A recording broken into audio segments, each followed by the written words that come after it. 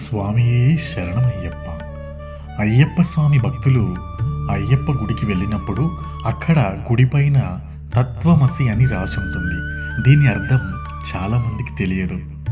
తత్వమసి అంటే తత్వం అసి అనేది ఉపనిషత్తుల నుండి తీసుకోబడిన ఒక మహావాక్యం. తత్వం అసి అంటే అది నీవే అయి ఉన్నావు అని అర్థం.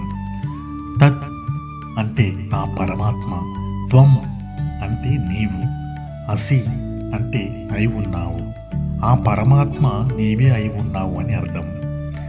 దీని అర్థం నువ్వు ఏ దేవుడిని వెతుకుతూ ఇంత దూరం వచ్చావో ఆ దైవం నీలోనే ఉన్నాడు అని దీని అర్థం.